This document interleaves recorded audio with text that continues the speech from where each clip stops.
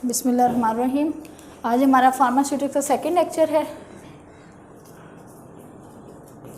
अच्छा जी, इसमें हम ड्रग के कोई भी ड्रग है मार्केट में वो उसके जो है ना ये तीनों नाम पाए जाते हैं, generic name, brand name and the chemical name. Suppose करें एक आप ड्रग का नाम जानते हैं कि वो पैनाडोल है, फेब्रोल भी अवेलेबल है, ठीक है जी। ये इसका कौन सा नाम है? ब्रांड नेम है।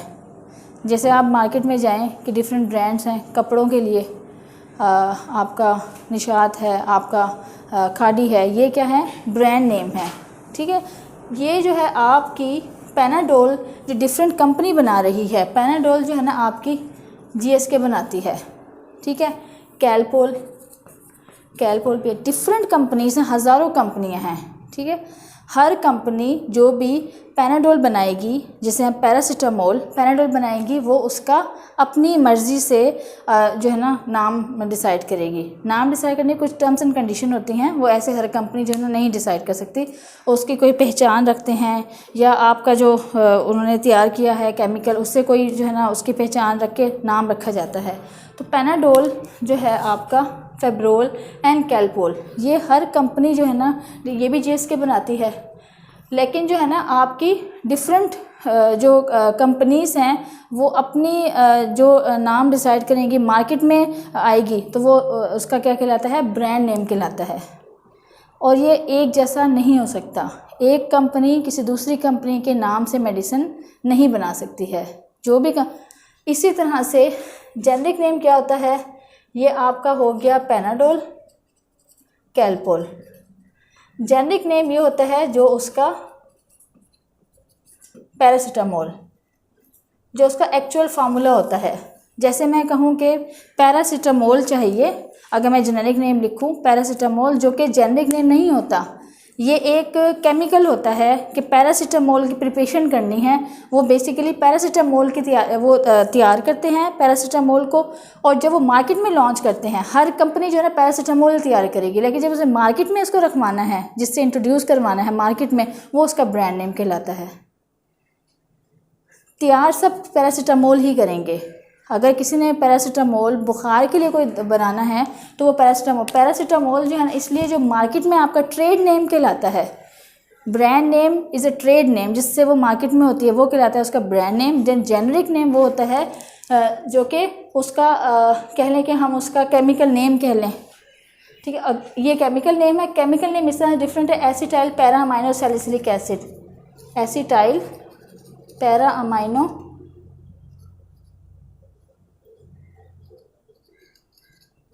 सैलिसिलिक एसिड, या फिर acetyl salicylic acid. Chemical name क्या है? उसमें एटम्स की और मॉलिक्यूल्स की प्रेजेंस और जो कि उसका केमिकल स्ट्रक्चर है, जिसमें उसके कितने एटम्स पाए जाते हैं, केमिकल स्ट्रक्चर को देखते हुए उसे एक नाम दिया जाता है कि इसमें जो ना हाइड्रोजन के इतने एटम्स हैं। जैसे आप कह लें H2O, ये वाटर का क्या है? केमिकल नेम है, ठीक है। ये वाटर का केमिकल नेम है। ये पानी का वाटर इसका जेनरिक नेम हो गया, और नेस्ले वाटर इसका ब्रांड नेम हो गया। अब क्लियर है? तो आप जो जेनरिक नेम है ना, आपने देखा होगा पैनाडोल लिखा होता है, पैनाडोल के अलावा नीचे जो ब्रैकेट में आपका नाम पाया जाता है, लिखा जाता है, वो उसका जेनेरिक नेम कहलाता है किसी भी मेडिसिन का। नोज पर ले लें आप, ठीक है जी। आप टर्बीड्रम ले लें, क्रीम है, टर्बिनाफीन है, इस तरह से। तो जो उसके ब्रांड चेंज कर देते हैं, होता वही पैरासीटामोल है, केमिकल सेम रहता है उसमें, लेकिन वो ब्रांड ने अपना चेंज करते हैं जो डिफरेंट कंपनी बनाती है। तो ये तीन टर्म मैंने आपको, इसमें नहीं है, ये इसमें नहीं थी शायद, हैं? अच्छा, मैंने इसमें नहीं देखी।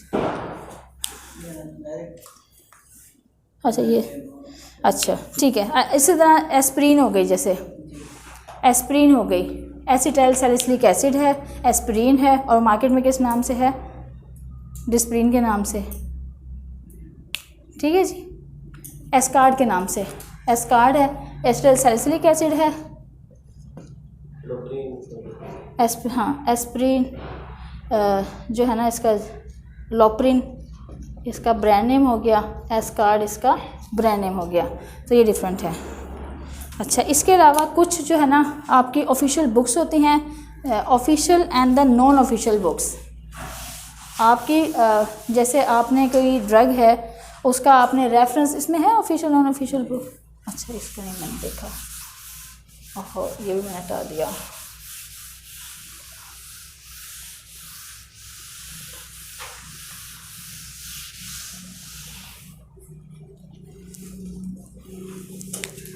दो कैटेगरी हैं,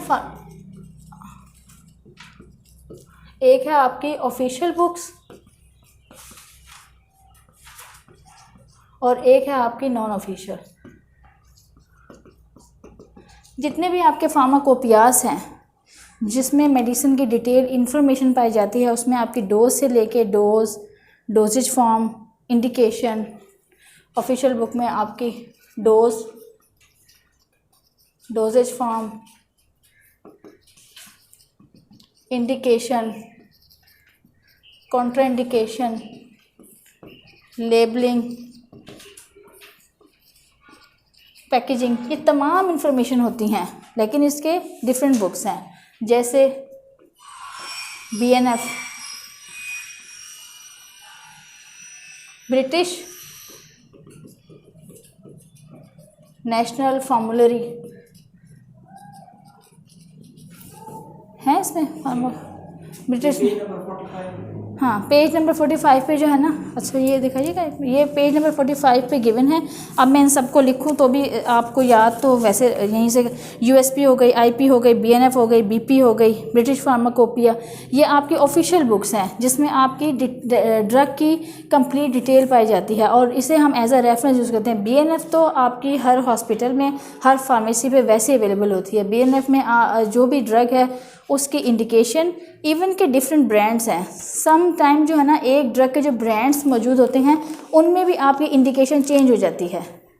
तो BNF जो है ना आपको इतनी डिटेल इन्फॉर्मेशन भी देता है कि ये ब्रांड है, अगर ये आपका अमेरिकन ब्रांड्स है उसकी इंडिकेशन या उसकी डायल्यूशन थोड़ी डिफरेंट होती है, और अगर हमारा पाकिस्तानी ब्रांड है उसमें भी डायल्यूशन का फ़र्क आ जाता है।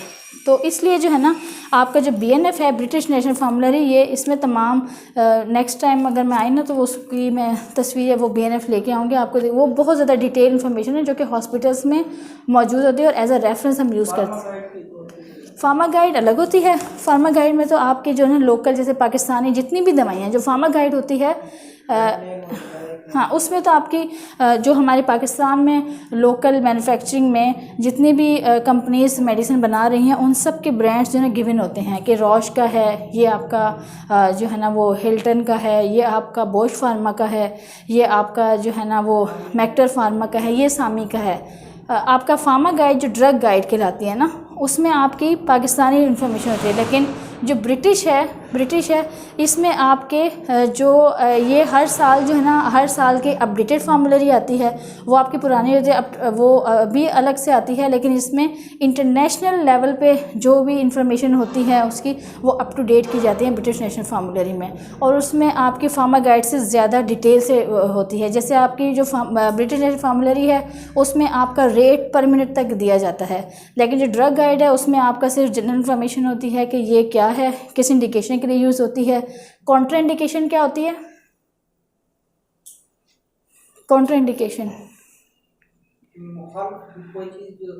कॉन्ट्राइंडिकेशन के ये उस बीमारी में नहीं दी जा सकती। जैसे एक ब्लड प्रेशर का मरीज़ है, उसे हम कहते हैं कि पेन किलर चाहिए। अब डाइक्लोफेनिक सोडियम जो है, डिक्लोरान सिंपल है, डाइक्लोफेनिक सोडियम जो है ना उसमें नहीं दी जाती, उसमें आप डाइक्लोफेनिक पोटाशियम दे देते हैं। अगर बहुत ज़्यादा रेज्ड है ब्लड प्रेशर या किडनी की डिजीज़ है तो ये आपकी इंडिकेशन है, तो ये आपके जो है ना ये उसमें कॉन्ट्राइंडिकेटेड होती है। BP में ये आपकी कॉन्ट्राइंडिकेटेड होगी। इंडिकेशन होती है कि ये इस बीमारी में दी जा सकती है और कॉन्ट्राइंडिकेशन कहते हैं इस बीमारी में नहीं दी जा सकती। साइड इफ़ेक्ट्स और एडवर्स इफ़ेक्ट्स, साइड इफ़ेक्ट्स वो हैं कि इसके फॉलोइंग जो है ना साइड इफ़ेक्ट्स आएंगे, कोई भी दवा है तो वो साइड इफ़ेक्ट्स को इस तरह से आप एक्सप्लेन करते हैं। तो ड्रग गाइड में सिर्फ यहाँ तक इन्फॉर्मेशन होती है, लेकिन जो ब्रिटिश नेशनल फार्मूलरी है या इंटरनेशनल फार्माकोपिया है उसमें आपकी डिटेल, उसका रेट ऑफ एडमिनिस्ट्रेशन, उसकी डाइल्यूशन, वो हर चीज़ गिवन होती है। तो हम जो है कराची का जो सेटअप था उसमें हमारे पास कोई भी पेशेंट आता था जिससे हाई अलर्ट मेडिकेशंस हैं, उसका रेफरेंस जो है ना इवन के उसमें वेट पर केजी मिनट्स के हिसाब से भी जो है ना डोजेस गिवन होती हैं। डोज इन चिल्ड्रंस, डोज इन न्यूनेट्स, ये आपके ड्रग गाइड में डिटेल से गिवन नहीं होती हैं। अच्छा, दूसरी हैं non official books. Non official books में आपके पास जो है ना रेमिंगटन है, जैसे इसमें गिवन है, एक रेमिंगटन थी, एक और भी रेफरेंस था इसमें नॉन ऑफिशियल बुक्स में। ये आपकी जो है ना ऑफिशियल बुक्स नहीं है। फार्माकोपियाज से आप याद रखें कि वो आपको ड्रग का रेफरेंस के तौर पे यूज़ की जाती हैं, लेकिन जो नॉन ऑफिशियल बुक्स हैं जैसे वो आपके जो है ना रेमिंगटन हो गई, इसके 2 वॉल्यूम्स हैं, वॉल्यूम 1 एंड वॉल्यूम 2, ये आपकी नॉन ऑफिशियल बुक है। आप इसमें एज अ रेफरेंस जो है ना वो ले सकते हैं। इसमें आपकी जो प्रिपरेशंस होती है वो होती है कि आपके ऑइंटमेंट है, क्रीम्स हैं, उनकी प्रिपरेशन हो गई है, उनकी डोजेज फॉर्म है, उसकी डिटेल होगी, पैकेजिंग है, कैसे जो है ना किसी मेडिसिन की पैकेजिंग, इसमें उस तरह की इन्फॉर्मेशन है। लेकिन जो आपकी जितने भी आपके फार्माकोपियास हैं वो आपकी ज़्यादा डिटेल इन्फॉर्मेशन, इसलिए उसे हम as a official reference use करते हैं। अगर हमने कोई मेडिसिन एडमिनिस्टर करनी है तो फार्माकोपिया का रेफरेंस आप लेंगे। हाँ, वो मतलब उसमें ना डिटेल नहीं होती, उसमें किसी भी डोजेज फॉर्म की कितनी डोजेज फॉर्म है आपकी, क्या पैकेजिंग मटेरियल यूज़ होगा, या उसमें थोड़ी बहुत डिटेल, या एक ऑइंटमेंट है उसके कितने फेजेस होते हैं, एक सॉलिड है जैसे पाउडर फॉर्म में आपने अप्लाई करना है तो पाउडर से कितनी टाइप्स हैं, पार्टिकल साइज़ क्या होगा पाउडर की तैयारी के लिए। जैसे हमें अगर एक जो है ना ऐसी पाउडर फॉर्म बनानी है जैसे चारकोल हो गया, चारकोल क्या है, एक केमिकल एजेंट है जो कि इस्तेमाल होता है अगर कोई भी पॉइज़न जो है ना, कोई भी ऐसा केमिकल इंजेक्शन कर ले, बच्चा या बड़ा, वो आपका केमिकल इंजेस्ट कर ले तो उसमें जो है ना आपका वो होगा चारकोल है। अब उसका पार्टिकल साइज़ कितना रखना चाहिए ताकि उसे आप इनहेल कर रहे हैं तो वो इजीली आप उसे पी सकें, या फिर एक पाउडर है वो आपको लोकली मरहम के तौर पे इस्तेमाल करना है तो उसका पार्टिकल साइज़ कितना रखना है। इस तरह की जो इन्फॉर्मेशन है वो आपकी अप्लाइड फार्मेसी इस तरह उसमें जो है ना गिवन है। और जो आपकी एक्चुअल इंडिकेटेड है डोजेज वो आपकी फार्माकोपियास में है डिटेल इन्फॉर्मेशन। नेक्स्ट टाइम ना आपने नेट से भी सर्च करना है कि फार्माकोपियास क्या हैं, और ये जो है अप्लाइड, ये तो आपके सिंपल डिटेल से पढ़ने वाली हैं, अप्लाइड केमिस्ट्री इस तरह का, लेकिन आपके ऑफिशियल बुक्स यही हैं जो कि आप हॉस्पिटल में, क्लिनिक्स में या उसमें रखते हैं और उसमें डोजेज वगैरह देखने के लिए इस्तेमाल करते हैं। यहाँ तक ही था ना इसका। अच्छा, नेक्स्ट है हमारा टॉपिक, इसी से स्टार्ट कर दें। सरफेस टेंशन है इसमें, सरफेस टेंशन मैंने ना इसे नहीं देखा था, दूसरी बुक को देखा था। देखिए कुछ बस पॉइंट्स एडिड होंगे थोड़े बहुत ना। सरफेस टेंशन क्या है, ये एक टर्म है जिसे आपने शायद प्रैक्टिकली तो आप इम्प्लीमेंट करें या हो सकता है आपके प्रैक्टिकल में ये इस्तेमाल हो, लेकिन इसकी जो एप्लीकेशन है, आप लोग अप्लाइड एनाटमी नहीं समझ आई थी, अप्लाइड एनाटमी की मुझे समझ नहीं आई थी, आपने एग्जांपल ही पूछी थी ना। अप्लाइड एनाटमी वो ये होता है कि आपके एनाटॉमिकल स्ट्रक्चर, जिसे अप्लाइड एनाटमी को आप डायग्नोसिस के लिए यूज़ करते हैं। Applied anatomy is the branch of science that deals with the diagnosis of any disease, आप उसको आप उसमें यूज़ करते हैं। तो इसी तरह से जो ये है इसकी एप्लीकेशंस क्या है, इसकी अप्लाइड एप्लीकेशंस किस लिए इस्तेमाल होती है, फार्मास्यूटिक्स में ये टर्म क्यों यूज़ हो रही है। सरफेस टेंशन, जैसे कि आप नाम से ज़ाहिर है सरफेस, और टेंशन का मतलब है कि कोई फ्रिक्शन फोर्स जो कि उस पर अप्लाई हो रही है। सपोज़ करें ये एक आपका बीकर है, इसमें जो है ना आपका वाटर मौजूद है, ये आपके वाटर्स के मॉलिक्यूल, कोई भी फेज़ है आपका, सॉलिड, लिक्विड एंड गैस, आप लोगों ने मैट्रिक में ही पढ़ा होगा, solid, liquid and gas. Solid के पार्टिकल्स बहुत कंजेस्टेड होते हैं, लिक्विड के पार्टिकल थोड़े से फार होते हैं, and the gas particles are very much at the greater distance, वो आपके ज़्यादा फासले पाए जाते हैं। तो जब हम सरफेस टेंशन की बात करते हैं तो हम दो फेज़, कोई भी ऐसे फेज़, टू फेजेस ना, इंटरफेस क्या कहलाता है? ये आपका एक फेज़ है जो कि आपका सॉलिड है, ठीक है जी, ये एक सरफेस है, ये आपका दूसरा फेज़ है, ये क्या कहलाता है? इसका इंटरफेस। समझ आइए, ये आपका इंटरफेस कहलाता है। ये आपका सॉलिड है और ये आपका लिक्विड है, इसके पार्टिकल इस तरह से हैं। कोई भी फोर्स, अब ये इसके सरफेस टेंशन के लिए जो एग्जांपल यूज़ होती है वो होती है आपका गैस और वेपर फेज़ और लिक्विड फेज़, ये वाली टर्म यूज़ होती है। इसमें आपके लिक्विड पार्टिकल्स हैं, ये एक डिस्टेंस में हैं। अब ये आपस में जो है ना, अगर कोई भी फोर्स, एयर हो गई सपोज़ करें, कोई भी वेपर हो गए हैं, वो आके इस पे एक्ट करते हैं, लिक्विड पे, कोई भी वेपर है या कोई भी एयर है, वो फेज़ जो है ना आके इस फेज़ पे फोर्स अप्लाई करता है, ठीक है। वो unit force applied at length of the this area, force of unit force जो कि अप्लाई होती है at length of this area, वो आपकी सरफेस टेंशन कहलाती है, ठीक है जी, ये समझ आइए आपको। अब जो ये वाला फोर्स कहाँ पे लग रही है? बेसिकली यहाँ से तो आपके पार्टिकल्स जो है ना वो इक्वली टाइटन है, इक्वली जो है ना एक फासले पे हैं, लेकिन फोर्स कहाँ पे लग रही है? ये पार्टिकल भी एक जैसे डिस्टेंस पे हैं, ये तो हर तरफ से एक डिस्टेंस पे हैं, लेकिन जो पार्टिकल सबसे ऊपर साइड पे है उस पे जो ये एयर है, एयर जो अपनी फोर्स अप्लाई करेगी वो उसको हम क्या कहते हैं? सरफेस टेंशन, ठीक है जी। जो इस पे फोर्स अप्लाई हो रही है गैस या एयर, जो कि ये लिक्विड फेज़ है, इस पे जो फोर्स अप्लाई कर रहे हैं वो कहलाती है सरफेस टेंशन। अब जब ये वाला मॉलिक्यूल इस वाले मॉलिक्यूल पे इफ़ेक्ट होगा तो इसके बाकी मॉलिक्यूल्स पे उसका इम्पैक्ट जाएगा। तो सरफेस टेंशन जो है ना बेसिकली कहाँ पे यूज़ होती है? जैसे आप कोई भी सॉल्यूशन है, वो सिरप तैयार कर रहे हैं, कोई भी सॉल्यूशन तैयार कर रहे हैं, उसमें एक सॉलिड है, उसमें एक लिक्विड को अगर मिक्स करेंगे तो जो सरफेस टेंशन है उससे हम अंदाज़ा लगाएंगे कि वो दोनों कितने कंपेटिबल होंगे और उन्हें किस तरह से वो उनका इस्तेमाल क्या है, उनकी कंपेटिबिलिटी क्या है। तो ये टर्म इसलिए यूज़ की जाती है सरफेस टेंशन।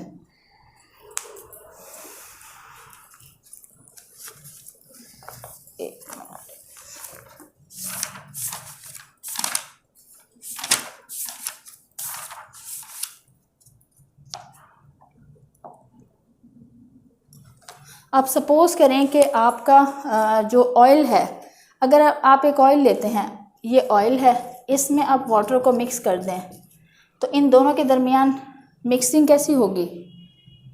थोड़ी मुश्किल होगी। ये आपस में बहुत अच्छे से मिक्सचर, लेकिन हमें जो है ना एक मेडिसिन तैयार करनी है, उसमें हमें कोई भी ऑयली फेज़ है और एक लिक्विड फेज़ है। ऑयल जो है ना वो एक केमिकल है, हमने एक तारपीन ऑयल है सपोज़ करें, या फिर जो है ना ऑलिव ऑयल है, वो हमने इस्तेमाल करना है और उसे जो है ना वो डायरेक्टली यूज़ नहीं किया जा सकता।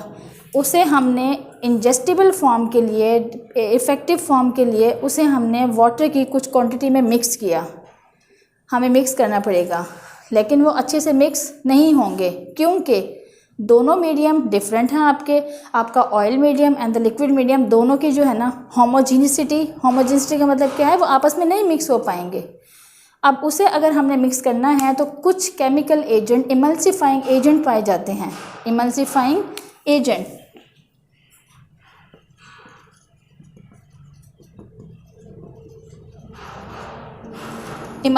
एजेंट्स हैं, वो आपकी ऑयल प्लस वाटर, इनके दरमियान जो फ्रिक्शन है उसे कम करेंगे, सरफेस टेंशन क्या होगी? डिक्रीज़ होगी और इसका एक नॉर्मल मिक्सचर तैयार हो। यहाँ तक समझ आई? अब किस लिए हम सरफेस टेंशन का जिक्र कर रहे थे?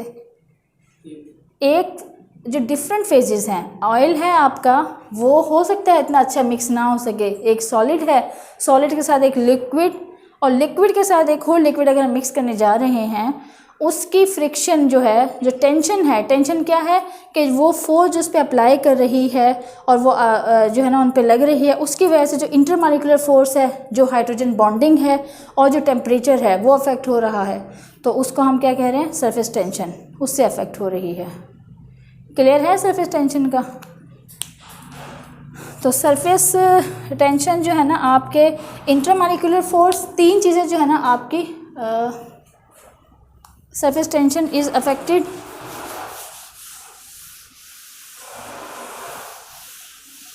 फैक्टर्स जिससे अफेक्टिंग द सरफेस टेंशन।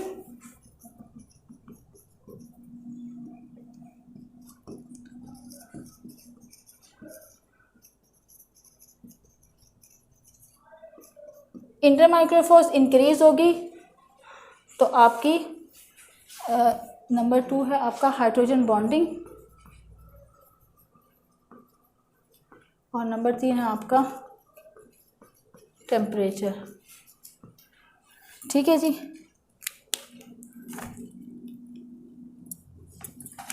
इन सब से जो है ना इसका रिलेशन है, हाइड्रोजन बॉन्डिंग जितनी स्ट्रॉन्ग होगी उतनी सरफेस टेंशन इंक्रीज होगी, इंटरमॉलिक्यूलर फोर्स जितनी स्ट्रॉन्ग होगी उतनी सरफेस टेंशन इंक्रीज होगी। स्पेस होमोजीनियस नहीं ना बन पाएगा मिक्सचर, जितना टेम्परेचर इंक्रीज होगा सरफेस टेंशन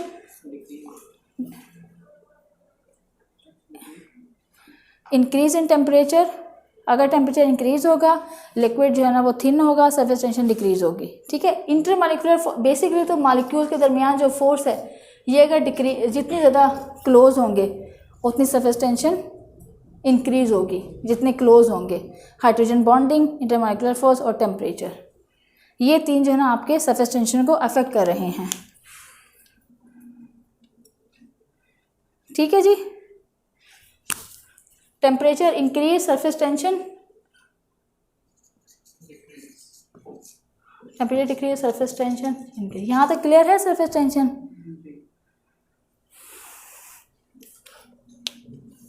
नेक्स्ट ये डिलीट कर देते हैं। सेकंड टॉपिक है हमारा विस्कोसिटी। विस्कोसिटी क्या है?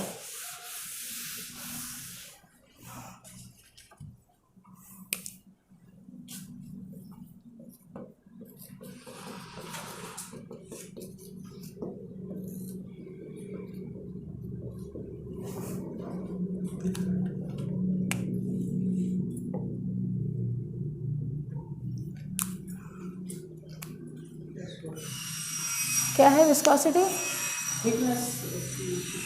बेसिकली जैसे हनी है वो बहुत ज़्यादा विस्कस है, लेकिन इसमें दो फैक्टर हैं। अगर internal force of molecules, internal force of molecule that resist to flow is called viscosity. ठीक है जी। जितना ज़्यादा विस्कस होगा कोई लिक्विड उसकी फ्लोइंग प्रॉपर्टी उतनी ही कम होगी। तो इसकी जो विस्कोसिटी जो है ना आपकी कुछ मतलब कि ये कोई भी मॉलिक्यूल्स हैं किसी भी केमिकल की, हर एक केमिकल की विस्कोसिटी डिफरेंट होती है। अच्छा, अब इसमें हम कुछ जो है विस्कोसिटी के वो मेजर करने के लिए जो यूज़ होता है पैमाना, वो विस्कोमीटर कहलाता है। इसमें गिवन भी होगा, शायद बुक में गिवन है। विस्कोमीटर कहलाता है जो पैमाना यूज़ होता है विस्कोसिटी को मेजर करने के लिए। अच्छा जी, फैक्टर अफेक्टिंग द विस्कोसिटी।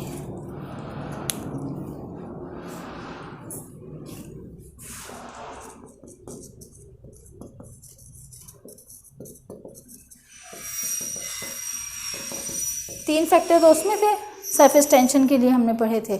इसमें जो है ना आपका number 1 size of molecule, viscosity, size of the molecule, temperature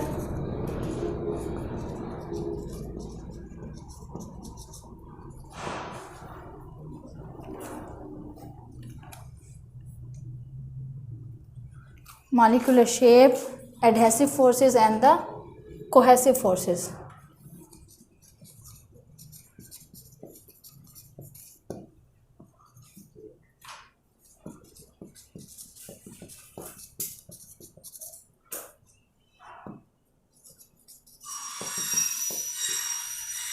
ये आपके फैक्टर्स हैं जो कि विस्कोसिटी को अफेक्ट करते हैं।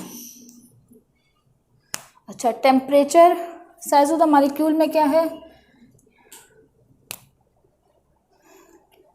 जितना ज़्यादा मॉलिक्यूल साइज होगा उतनी विस्कोसिटी इंक्रीज होगी। आप एक रेत ले लें, सपोज करें, जितने ज़्यादा उसमें लार्जर पार्टिकल्स होंगे वो उतना ज़्यादा जो है ना उसका स्लो फ्लो होगा। ये लिक्विड की बात हो रही है। लिक्विड में जितना ज़्यादा आपका molecule size of the molecule जितना ज़्यादा होगा, इंक्रीज होगा, उतना क्या होगा, डिक्रीज विस्कोसिटी होगी। Size increase, decrease viscosity. Increase temperature, decrease viscosity. Temperature increase Honey है, उसे आप जितना ज़्यादा हीटअप करेंगे वो क्या हो जाएगा, थिन हो जाएगा, वो पिघलने शुरू हो जाएगी टेम्परेचर के साथ। मॉलिक्यूलर शेप, जितने ज़्यादा इर्रेगुलर शेप के मॉलिक्यूल्स होंगे, ओवल शेप का है, राउंड शेप का है, ट्रायंगुलर शेप का है, जितने ज़्यादा इर्रेगुलर शेप होगी मॉलिक्यूल्स की उतना लिक्विड क्या होगा, विस्कस होगा। ठीक है, डिफरेंट साइज होंगे, ज़ाहिर है वो मॉलिक्यूल्स जो है ना वो फ्लो में विस्कोसिटी आप यूज़ ध्यान में रखेंगे। जो भी हमने विस्कोसिटी के बारे में पढ़ना है वो उसकी फ्लो प्रॉपर्टी को देखना है। इर्रेगुलर पार्टिकल्स होंगे उतना ही ज़्यादा उसे फ्लो करना मुश्किल होगा। एडहेसिव फोर्सेस, वो आपस में कितने कनेक्टेड हैं, इंक्रीज एडहेसिव फोर्सेस जितनी भी होंगी विस्कोसिटी उतनी ही ज़्यादा होगी उसकी।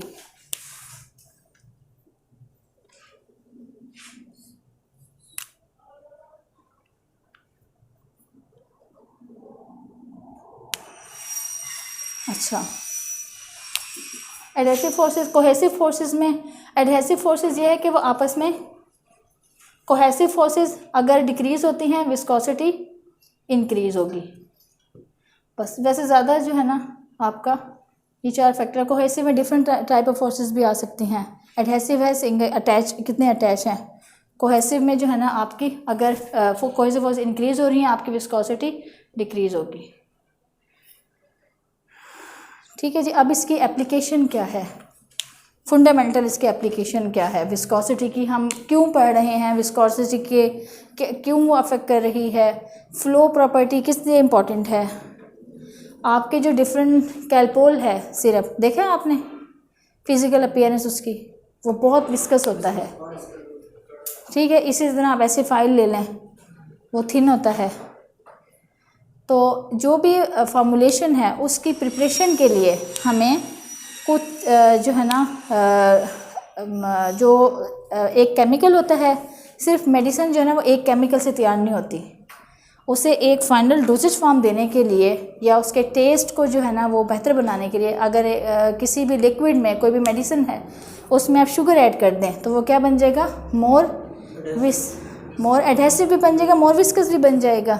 ठीक है, और हमें उसका टेस्ट बहुत ही बिटर है, उसे हाइड करने के लिए या बच्चों के लिए जो है ना फॉर्मुलेशन तैयार करने के लिए उसमें कोई ना कोई एडिटिव्स ऐड करने पड़ते हैं। ठीक है, वो एडिटिव्स जो है ना आपका शुगर हो सकता है, वो आपका प्रिजर्वेटिव हो सकता है, वो आपका viscous forming agent methyl cellulose is the chemical agent that is used to make the solution more viscous, methyl cellulose. ठीक है जी, ये मिथाइल सेलुलोज है जो कि सॉल्यूशंस को इंक्रीज विस्कस बनाने के लिए इस्तेमाल होता है। अब इसकी जो एप्लीकेशन है, सिरप्स और आपकी सस्पेंशन। सस्पेंशन क्या होती है, सिरप क्या होता है? सस्पेंशन पाउडर होता है जिसके अंदर बाद में पार्टिकल सस्पेंडेड होते हैं। सस्पेंशन आपने देखा है, आप उसे हिलाते हैं, छोटे छोटे पार्टिकल सस्पेंडेड होते हैं। सस्पेंशन आपकी जैसे ऑगमेंटिन है, पाउडर फॉर्म होता है, उसमें आपने लिक्विड ऐड किया, वो क्या बन गई आपकी सस्पेंशन। ठीक है जी, इसी तरह से थैंक यू, सिरप हो गया। सिरप आपका विस्कस नहीं होता, मोर विस्कस, इसकी थिकनेस जो है ना वो ज़्यादा नहीं होती। जो क्वालिटी है आपकी फंडामेंटल, जो क्वालिटी, ये विस्कोसिटी जो है ना आपकी, जो फंडामेंटल क्वालिटी है किसकी, सिरप्स की और सस्पेंशन की, जानने के लिए जो है ना विस्कोसिटी उसकी चेक की जाती है। विस्कोसिटी की एप्लीकेशन सिरप और सस्पेंशन की फॉर्मुलेशन बनाने के लिए इस्तेमाल होती है। आ रही नींद आ रही है आपको?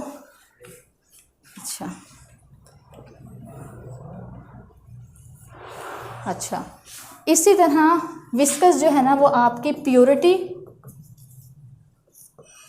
और क्वालिटी रॉ मटेरियल देने के लिए यूज़ होती है। सपोज़ करें एक दवा है, उसमें हमने हनी है या ऐसा कोई केमिकल एजेंट है जिसे हम जानते हैं कि ये विस्कस ही होता है, या ऐसी कोई मेडिसिन से विस्कस ही होना चाहिए, तो हम उसकी प्योरिटी का अंदाज़ा लगा लेते हैं। हनी है, बहुत ज़्यादा थिन हो तो आप उसे देख के कहते हैं कि ये जो है ना एक्चुअल प्योर नहीं है, ठीक है।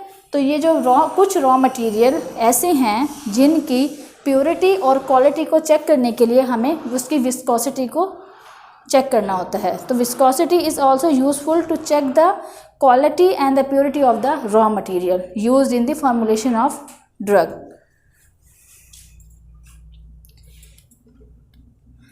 थिकनेस ऑफ लिक्विड, कोई भी लिक्विड है, कोई भी ड्रग है, उसकी थिकनेस को जो है ना वो बताने के लिए विस्कोसिटी चेक करते हैं हम। थिकनेस, विस्कोसिटी बेसिकली थिकनेस ही है।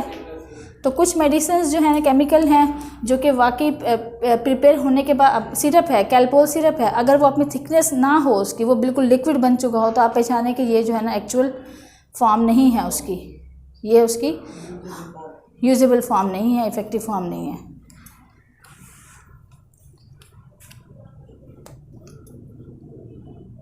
Viscosity enhance methyl cellulose and hydroxy cellulose. Viscosity enhancer agent दो हैं, hydroxy cellulose and the methyl cellulose.